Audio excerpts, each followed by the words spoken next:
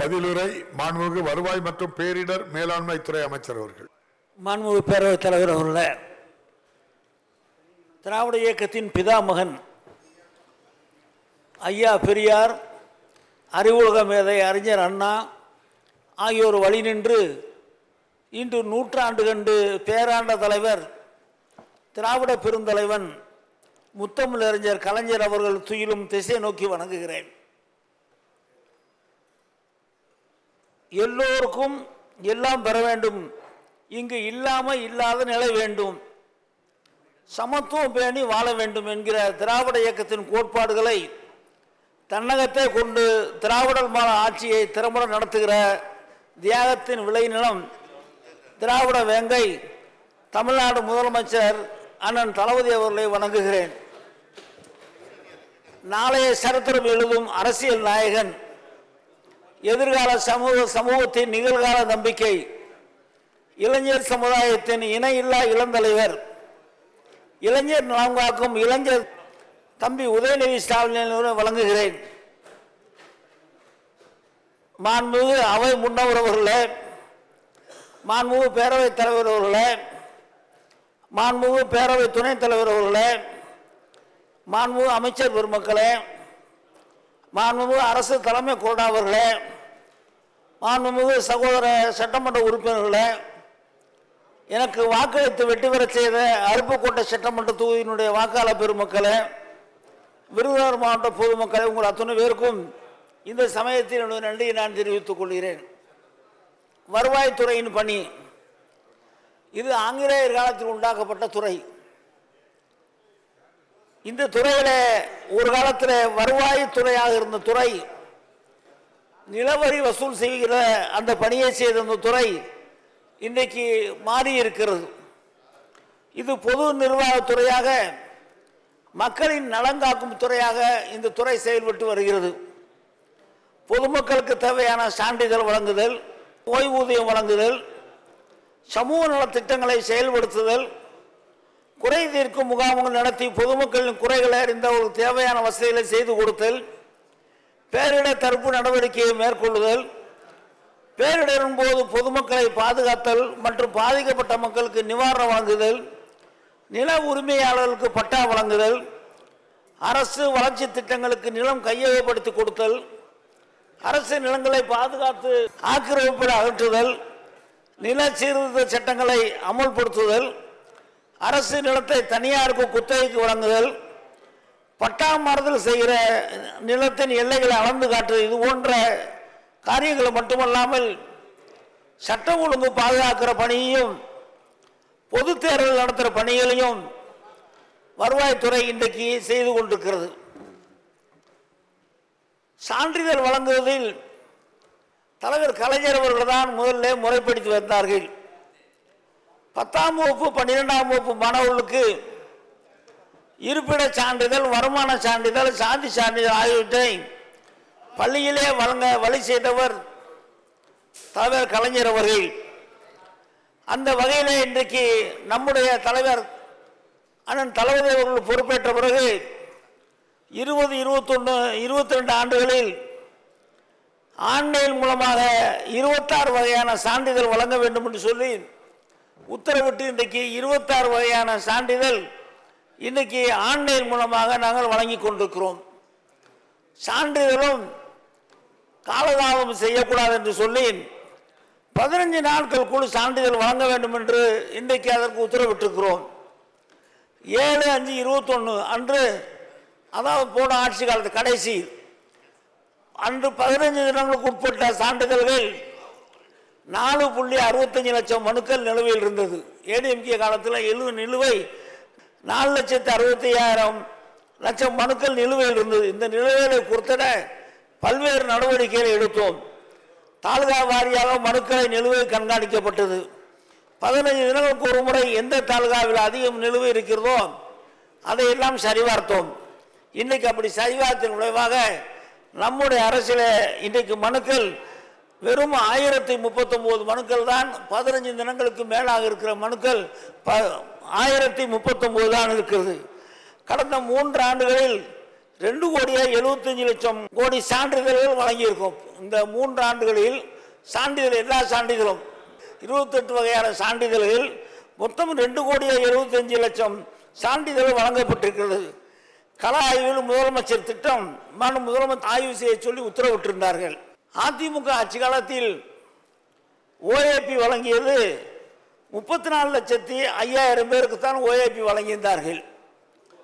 நம்முடைய ஆட்சி காலத்தில் இப்பொழுது 34,90,000 பேருக்கு இன்னைக்கு ஓஏபி வழங்கி கொண்டிருக்கிறோம். அது போக அதிகப்படியாக இன்னும் 80,000 பேருக்கு விரைவிலே வழங்கப்படுகிறோம். இதற்கு இவ்வளவு தாமதமான காரணம் மகளிர் உரிமை திட்டத்தில் எல்லா பணியாளரும் இருந்த காரணத்தால் இதை கொஞ்சம் நிறுத்தி வைத்து அது முடிந்தவரை இதை பார்க்கலாம் என்று சொன்ன விளைவாக நிப்பாட்டி வைத்திருக்கிறோம். இன்னொரு 80,000 பேருக்கு வழங்கவிருக்கிறோம். நம்முடைய ஆட்சியிலே தான் கலைஞர் அவர்கள் முதல்ல 500 ரூபாயாக ஓஏபி உயர்த்தி வழங்கினார். முதல்ல 35 ரூபா தான் இருந்தது. முதல்ல இருந்தது 35 ரூபா. அது 500 ரூபாய் ஆக்குனது கலைஞர். அது 1000 ரூபா ஆக்குனது போன ஆட்சியில் ஜெயலலிதா அம்மா ஆக்கினாங்க. இன்றைக்கு 1200 ஆக்கியது நம்முடைய முதல்வர் தளபதி அவர்கள். ஓஏபி இன்றைக்கு 1000லிருந்து 1200. மாற்றுத்திறனாளிகளுக்கு 1000லிருந்து 1500 ஆக்கியதும் நம்முடைய முதலமைச்சர் அண்ணன் தளபதி அவர்கள். நிதி ஒதுக்கீடு பார்ப்போம்னு சொன்னால் அதிமுக ஆட்சி காலத்தில் மொத்தம் 4,87,00,000 ரூபாய் தான் இந்த ஓஏபிக்காக நிதி ஒதுக்கியிருந்தார்கள். அதிமுக காலத்தில் ஒதுக்கிய நிதி 4,87,00,000 அதான் ஒதுக்கியிருந்தார்கள். ஆனால் நம்முடைய ஆட்சி காலத்தில் 5,337 கோடி ரூபாய் ஒதுக்கியிருக்கிறோம். மொத்தம் அதிமுக ஆட்சியை விட 1,250 கோடி ரூபாய் அதிகப்படியாக நம்முடைய முதலமைச்சர் அவர்கள் ஒதுக்கியிருக்கிறார்கள். மக்கள் தொடர்பு முகாம் மாவட்ட ஆட்சித்தலைவர் தலைமையில் 2வது புதன்கிழமை ஒவ்வொரு பகுதிக்கும் போய் மாவட்ட ஆட்சித்தலைவர் ஆய்வு செய்ய வேண்டும் என்று சொல்லியிருக்கிறார்கள். அந்த வேலை நடந்து கொண்டிருக்கிறது. போன ஆட்சியில் அம்மா திட்டம்னு ஒன்று கொண்டாங்க. அது கொண்டு 1 வருஷம் ஒழுங்காக நடந்தது. அடுத்த வருஷத்துக்கு அது சரியாக வரல. என்ன காரணம்னா தாசில்தார் மட்டும்தான் போனார். இப்போ நம்ம அனுப்புறது போகிறாங்க, கலெக்டர் போகிறாங்க. இப்போ கூட பார்த்தீங்கன்னா மாதத்தில் 3வது புதன்கிழமை மாவட்ட ஆட்சித்தலைவர் காலையில் 9 மணிக்கு ஒரு தாலுகாவில் ஒரு வில்லேஜுக்கு போய் அந்த பகுதியை சரிபார்த்து மறுநாள் காலையில் 9 மணி வரைக்கும் இருந்து அந்த பகுதியை சர்வே செய்து என்ன குறைகள் இருக்குது என்பதெல்லாம் பார்க்க வேண்டும் என்று முதலமைச்சர் உத்தரவிட்டு அதுக்கு 50,000 ரூபாய் செலவுக்கு ஒதுக்கியிருக்கார். ஒரு நாளைக்கு கலெக்டர் அங்கேயே தங்கியிருக்கார். இப்போ நான் எங்கள் கலெக்டர் எங்கேயே தங்கியிருக்காருன்னு பார்க்கும்போது அங்கே கிராமத்தில் இவங்கள்ட்ட இங்கே நைட்டில் வீட்டுக்கு வந்துடுறாருன்னு பார்த்தோம். இல்லை, அங்கே கிராமத்தில் அங்கேயே தங்கியிருந்து காலைல 9 மணி வரைக்கும் இருந்து தான் வந்தாங்க. இது நம்முடைய முதலமைச்சர் அண்ணன் தளபதி கொண்டு வந்த திட்டம். இலவச வேஷ்டி சேலை 24-25 1,52,00,000 பேர் கொடுத்துருக்கோம். ஒரு சில பேர் சந்தேகப்பட்டு என்ன பார்க்குறாங்கன்னா கூட வாங்கியிருக்கீல குறை. ஏன்னா நெஞ்சு கொடுக்கறது காந்திநாச்சி, கொடுக்கறது தாலுகா ஆஃபீஸ். ஒரு சில பேர் என்ன கேட்டாங்கன்னா இவ்வளவு நெஞ்சு கணக்காட்டுறையில் இவ்வளோ கொடுத்தீங்களான்னு கேட்குறாங்க. இல்லை, மிச்சம் இருப்பது அடுத்த வருஷம் ரிசர்வாக வச்சுக்கிறோம். அதை ஒன்றும் பண்ண போகிறதில்ல. அதை அப்படி ரிசர்வாக வச்சுருக்கோம். 1,63,00,000 துணிகள் நெய்யப்பட்டிருக்கிறது. அதில் கொடுத்துருக்கு பார்த்தீங்கன்னா 1,52,00,000 வேட்டியும் 1,52,00,000 சேலையும் கொடுத்துருக்கோம். மிச்சம் ரிசர்வில் இருக்குது. அடுத்த வருஷத்துக்கு நம்ம கொடுக்க போகிறோம். பேரிடர் எல்லாரும் பேசும்போது பேரிடர் தான் நிறைய பேசுகிறாங்க எல்லாரும். என்ன காரணம்னு நமக்கு மழை இந்த விட்டம் பார்த்தீங்கன்னா மழையும் வெள்ளமும் நம்ம வாட்டி எடுத்துருச்சு. நம்ம ஆட்சி நம்மளோட தலைவர் ஆட்சி பொறுப்பேற்ற பிறகு 2021 புயல் டத்துவே புயல், யாஸ் புயல், 2021 2 புயல் வந்துச்சு. 2022 மாண்டஸ் புயல், மயிலாடுதுறை மாவட்டத்தில் கனமழை, காவேரி ஆற்றில் வெள்ளப்பெருக்கு. இது 2022. 23 ஜனவரி மாதம் பருவம் தவறிய மழை. போன வருஷம் 23 ஜனவரி மாதம் பருவம் தவறிய மழை. மிக்ஜாம் புயல் அதே மாதிரி புயல் பார்த்தீங்கன்னா மிக்ஜாம் புயல் வந்தது நமக்கு. தூத்துக்குடி திருநெல்வேலி மாவட்டத்தில் அதிகப்படியான மழை. இது எல்லாத்தையுமே நம்ம முதலமைச்சர் எந்த விதமான பிரச்சனை இல்லாமல் சமாளித்த முதலமைச்சர் நம்முடைய அண்ணன் தளபதி அவர்கள். 2015 வெள்ளம் வந்துச்சு. போன ஆட்சியில் அந்த முதலமைச்சர் இருக்கும்போது தான் சென்னையே வெள்ளத்தில் போனது. 2015 நம்ம முதலமைச்சர் இந்த 3 வருஷமும் வந்த புயலையும் வந்த மழையும் சரி பண்ணார். எல்லாத்தையுமே சரி பண்ணி பண்ணாங்க. அதே மாதிரி பார்த்தீங்கன்னா எல்லாருக்கும் 6000 ரூபா கொடுத்தாங்க. இந்த வட்டம் பார்த்தீங்கன்னா 6000 ரூபா, ஒரு பாதிக்கப்பட்டவர்களுக்கு 6000 ரூபா, சாதாரணமாக பாதிக்கப்பட்டவர்களுக்கு 1000 ரூபா இது கொடுத்தாங்க. இதெல்லாம் பார்த்தீங்கன்னா போன வட்டத்தை விட இந்த வட்டம் அதிகப்படியாக நம்முடைய முதலமைச்சர் கொடுத்துருக்காங்க. அதே மாதிரி வறட்சி வந்ததுக்கும் கொடுக்காங்க, மழை பெஞ்சதுக்கும் கொடுக்குறாங்க, புயல் வந்ததுக்கும் கொடுக்குறாங்க, வறட்சிக்கு கொடுக்குறாங்க. எல்லா வகையிலும் நம்முடைய முதலமைச்சர் அவர்கள் இந்த பேரிடர் ரொம்ப அக்கறை எடுக்கிறாங்க. எல்லா நேரம் பார்த்தீங்கன்னா மழை வந்துருச்சுன்னா நேராக கண்ட்ரோல் ரூம் வந்துடுவார். அவர் வர்றபோது நாங்கள் ஓடி போய் இருக்கணும். கண்ட்ரோல் ரூமில் இருந்து எல்லா கலெக்டருக்கும், சம்மந்தப்பட்ட கலெக்டருக்கெல்லாம் ஃபோன் பண்ணி அது என்ன, எப்படி இருக்குது, என்ன செய்யணும், நாங்கள் என்ன கவர்மெண்ட் வந்து என்ன செய்யணுங்கிற கேட்டு மாவட்ட ஆட்சித்தலைவர்களெல்லாம் எச்சரிக்கை செய்யக்கூடிய ஒரு முதலமைச்சராக நம்முடைய முதலமைச்சர் இருக்கிறார். ஆகவே தான் இந்த புயல் வந்த நேரத்திலும் மழை வந்த நேரத்திலும் திருநெல்வேலி தூத்துக்குடியெலாம் பார்த்தீங்கன்னா அவ்வளோ கன்றாவியாக இருந்தது. அதையெல்லாம் சரி செய்து முதலமைச்சர் 2 நாள் போயிருந்து அங்கே 2 நாளும் மாவட்ட ஆட்சித்தலைவருக்கு வேண்டி அறிவுரை சொல்லி முதலமைச்சரும் போயிருந்து நிவாரணம் வழங்கி அதையும் பண்ணார். அதே மாதிரி திருவள்ளூர், செங்கற்பட்டு, காஞ்சிபுரம் மாவட்டத்தில் மழை பெஞ்ச நேரத்தில் முதலமைச்சர் அவர்கள் 2 நாள் சென்னையில் மட்டும் பார்த்தீங்கன்னா நிவாரண பொருள் கொடுக்குறதுக்கு மட்டும் 2 நாள் சென்னையில் முதலமைச்சர் நேராக போனாங்க. எல்லா எம்எல்ஏவும் அநேகமாக நெருக்கி ஆளுக்கு ஒரு தாலுகா ஆஃபீஸு, ஆளுக்கு ஒரு RTO office, VO office building, taluka office building, இது எல்லாரும் கேட்டிருக்காங்க. ஸ்பீக்கர் அங்கேருந்து கேட்குறாங்க. இது எல்லாமே வந்து நாங்கள் செய்ய போகிறோம். எப்படி செய்ய போகிறோம்னா, முந்தி இவ்வளோ ஜனத்தொகை கிடையாது, ஒரு தாலுகாவுக்கு இவ்வளோ ஜனத்தொகை கிடையாது. அந்த ஒரே பரப்பளவு இருக்குது. அங்கே விஓ ஆஃபீஸ் பார்த்தீங்கன்னா இவ்வளோ பழைய விஓ தான் இருக்காங்க. 3 கிராமம் 4 கிராமம் சேர்ந்து ஒரு விஓ இருக்காங்க. இதையெல்லாம் மாற்றணும்னு சொல்லி இப்போ எல்லாம் ரெடி பண்ணி நாங்கள் அந்த வேலை பார்த்துட்ருக்கோம். முதலமைச்சர் கவனத்துக்கும் சொல்லிட்டோம். இது எப்படியாவது நம்ம சரி பண்ணலைன்னா நமக்கு இந்த பட்டா வழங்க லேட்டுன்னு சொல்லும்போது இந்த பிரச்சனை வந்துச்சு. இருக்கிற அதிகாரிகளுக்கு வேலைப்பழுவை குறைச்சாத்தானே வேகமாக கொடுப்பாங்க, வேலைப்பழுவை கூட வச்சுருந்தா எப்படி கொடுப்பாங்க? அதனால் இதெல்லாம் சொல்லியிருக்கோம். அதனால் உங்களுக்கு எல்லாத்துக்கும் வரும். ஆனால் ஒரு ஸ்கேல் பண்ணுறோம். ஒரு ஜனத்தொகை இவ்வளவு இருக்கணும், இவ்வளோ பரப்பளவு இருக்கணும். சென்னையில் பார்த்தீங்கன்னா ஒரு தொகுதியும் பார்த்தீங்கன்னா ஒரு தாலுகா ஆஃபீஸ் தான் இருக்குது, ஒரு தாலுகா ஆஃபீஸ் தான் இருக்குது சென்னையில். அதெல்லாம் எப்படி சரி கட்ட முடியும்? இதெல்லாமே பார்த்து நாங்கள் முடிவு பண்ணியிருக்கோம். உங்களுக்கு நல்ல செய்தி வேகமாக கிடைக்கும். அதுக்கு வேண்டிய ஏற்பாடு பக்கத்தில் ஒரு கொஞ்சம் சொல்லிகிட்டே தான் இருக்கு. நேற்று கூட பார்த்தீங்கன்னா இதை அறிவிக்கணுமான்னு சொல்கிறேன். அதனால் இதெல்லாம் நாங்கள் பண்ணிகிட்டு இருக்கோம். உங்களுக்கெல்லாம் நல்ல செய்தி கட்டாயம் வரும். தாலுகா ஆஃபீஸு இதெல்லாம் இப்போ இன்றைக்கி சொல்கிறேன். அந்த நாங்கள் ஃபைனான்ஸில் பேசிகிட்டு இருக்கோம். அது அவங்க ஒரு வரையறை பண்ண சொல்கிறாங்க. இந்த வரையறைக்குள்ளே நீங்கள் பண்ணுங்கள் அப்படின்னு சொல்கிறாங்க. ஏன்னா நம்ம கொடுக்குறது பார்த்தீங்கன்னா மிக்ஜாம் புயல் வந்துச்சு. மிக்ஜாம் புயல் வரும்போது ஒன்றிய பாதுகாப்புத்துறை அமைச்சர் ராஜ்நாத் சிங் வந்தார். அவர் ராஜ்நாத் சிங் வந்திருக்கார், நமக்கு நிறைய ரூபா கொடுப்பாரு அப்படின்னு நினச்சோம். ரைட், அது முடிஞ்சு போச்சு. பிறகு தென் மாவட்டங்களுக்கு திருநெல்வேலி தூத்துக்குடிக்கு ஃபைனான்ஸ் மினிஸ்டர் நிர்மலா சீதாராமன் வந்தாங்க. சரி, பணம் வச்சிருக்க மந்திரி வர்றாங்க, நம்ம கொடுப்போம்னு நினச்சோம். 2 பேர் வந்து கொடுக்கல. 2 பேர் வந்து நம்ம கேட்டது வந்து 37,907 கோடி ரூபா நம்ம கேட்டோம். அவங்க கொடுத்தது வெறும் 272 கோடி தான் கொடுத்தாங்க.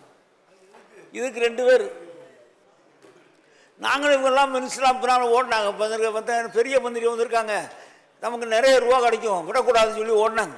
ஓடி போய் பார்த்து ஒன்றும் நடக்கலை. ஆனால் நீங்கள் சொல்லணும், நீங்கள் இன்னொன்று எப்பயுமே இல்லாமல் இந்த விட்டம் பார்த்தீங்கன்னா தமிழ்நாட்டில் அந்த வெப்பநிலை புதுசாக இருக்குது. வெப்ப அலை தாக்கம் இது வரைக்கும் பார்த்தீங்கன்னா வெப்ப அலை தாக்கம் நமக்கு வந்ததில்லை. இந்த வருஷம்தான் பார்த்தீங்கன்னா பத்திரிக்கை போக்குவரத்தில் எல்லாத்துலேயுமே பார்த்தீங்கன்னா வெப்ப அலை தாக்கம் இருந்தது. அதையும் வந்து இப்போ நம்ம என்ன பண்ணுறோம்னா பேரிடர் கொண்டு போயிடுறோம். இனிமேல் மழை பெஞ்சா எப்படி அதுக்கு ஒரு நம்ம முக்கியத்துவம் கொடுக்குறோமோ அதே மாதிரி பேரிடருக்கும் இந்த வெப்ப அலையும் பேரிடராக வச்சிடும். வேட்பாளர் வரும்போது அதுக்கு வேண்டிய நம்ம நடவடிக்கைகளை நிச்சயமாக நம்ம எடுக்கிறோம். புயல் வந்த நேரத்தில் அவங்க பீரியடில் புயல் வந்தபோது 2015 வந்திருக்கும் போது மெட்ராஸ் ஏர்போர்ட்டில் 6 மணி நேரம் விமானம் இறங்க முடியாமல் தண்ணி நின்றுச்சு. 6 மணி நேரம் நின்றுச்சு. நம்ம பீரியடில் அந்த பிக்ஜாம் புயலில் 6 மணி நேரத்தை தண்ணியை எடுத்துகிட்டு ஃப்ளைட் இறக்க விட்டோம். இதை விட இந்த ஆட்சிக்கு என்ன சாட்சி வேணும்? பேரிடரில் இதை விட என்ன சாட்சி வேணும்? 6 நாள் வந்து தண்ணி நின்று ஃப்ளைட்டு இறங்க முடியாமல் இருந்துச்சு. நமக்கு வந்து பார்த்திங்கன்னா ஒரே நாளில் முடிச்சிட்டோம். இதெல்லாம் நடந்திருக்குன்னா இதுக்கெல்லாம் காரணம் நம்முடைய முதலமைச்சர் அவர்கள். அவருடைய ஆட்சியில் எல்லா காரியமும் நல்லாயிருக்கும். இந்த வீட்டு மனை பட்டாலாம் பார்த்திங்கன்னா இப்போது அது கொஞ்சம் துரிதப்படுத்துகிறோம். முதலமைச்சர் வந்து வீட்டு மனை பட்டா கொடுக்குறது ரொம்ப அக்கறையாக இருக்காங்க. கட்டாயம் கொடுக்கணும், வேகமாக கொடுக்கணுங்க இருக்காங்க. அதுக்கெல்லாம் வேகமாக ஒரு முடிவு எடுத்து நல்ல முடிவாக சென்னையில் பார்த்திங்கன்னா பூரா பேருமே இந்த பட்டா சென்னை எம்எல்ஏக்களை பார்த்தாலே எனக்கு பயம். பூரா பேருமே பட்டா முதல்ல வந்து கேட்கணும்னு பட்டா தான் கேட்பாங்க. அதுக்கெல்லாம் ஒரு ஏற்பாடு பண்ணியிருக்கோம். அதுக்கு வந்து நம்ம தம்பி உதயநிதி தலைமையில் தான் கூட்டம் போட்டிருக்கோம். எம்எல்ஏக்கள் வந்தாங்க, வந்து கூட்டம் போட்டு அதுக்கு ஒரு முடிவு பண்ணி இந்த 3 விதமாக இருக்குது. நிலங்கள் 3 விதமாக இருக்குது. அந்த 3 விதங்களில் எப்படி நம்ம சரி பண்ணுறதுங்கிறத பார்த்து அதையும் நம்ம ரெடி பண்ணிடுறோம். வேலையை பார்க்குறோம்.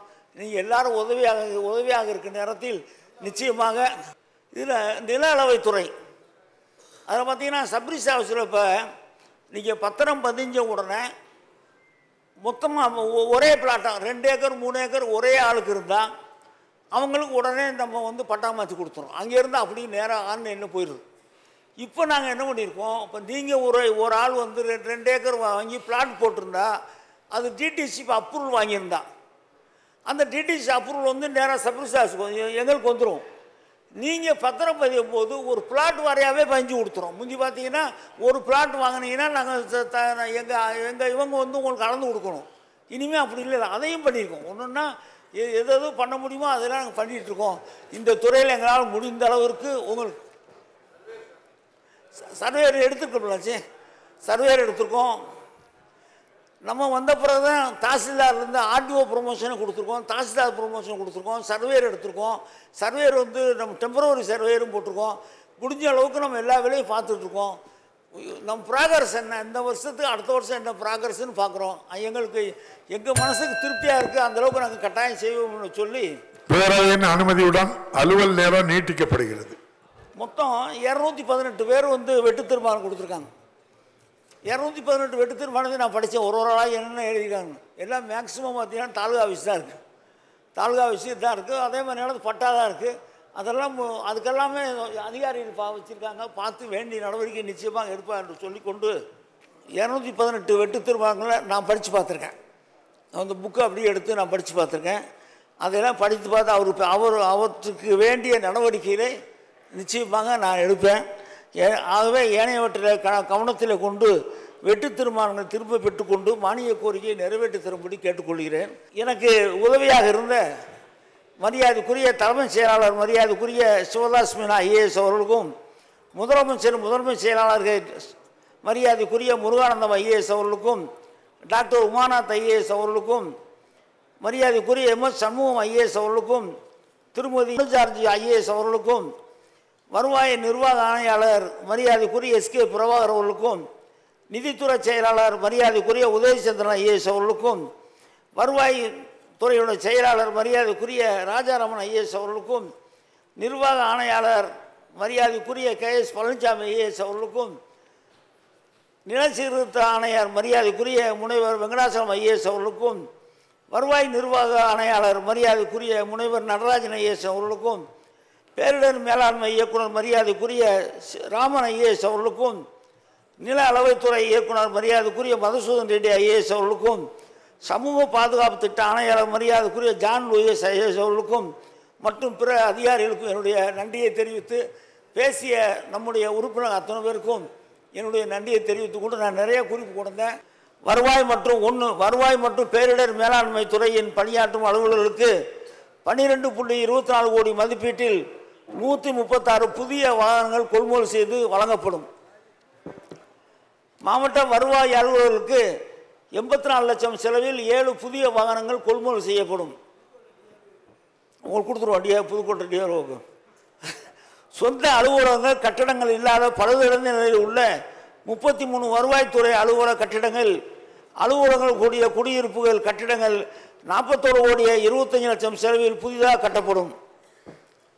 புயல், அதி கனமழை, வெள்ளப்பெருக்கு போன்ற பேரிடர்களால் பாதிப்புள்ளார்க்கும் சென்னை மற்றும் புறநகர் பகுதியில் 3 நிரந்தர பேரிடர் மீட்பு மற்றும் நிவாரண மையங்கள் 36 கோடி மதிப்பில் அமைக்கப்படும்.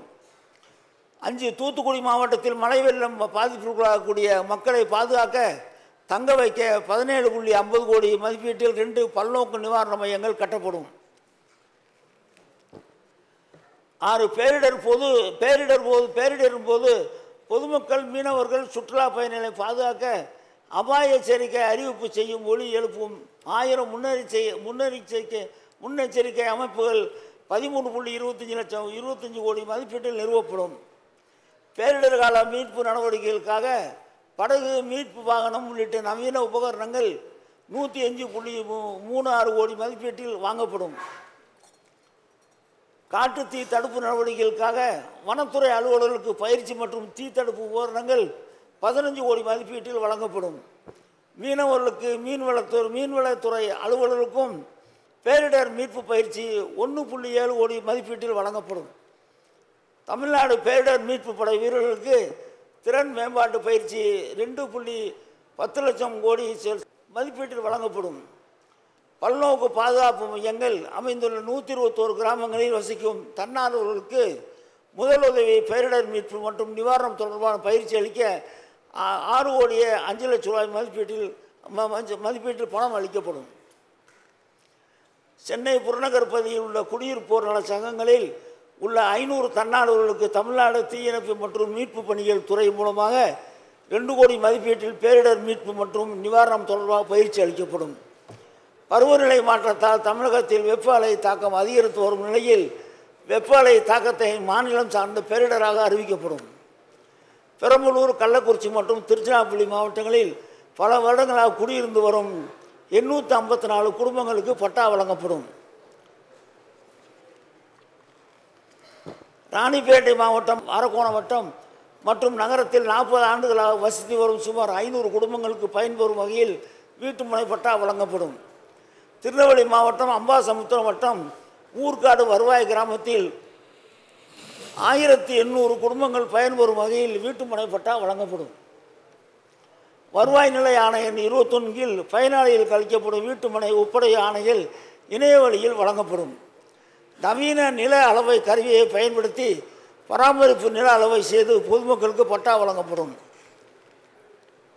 பதிவுத்துறையில் வழங்கப்படும் வில்லங்க சான்றிதழ் போன்று ஒரு புல எண்ணில் குறிப்பிட்ட காலத்தில் இணைய வழியில் நடந்த பட்டா மாற்ற விவரங்களை அறிக்கையாக பதிவிறக்கம் செய்து கொள்ளும் வசதி ஏற்படுத்தப்படும்.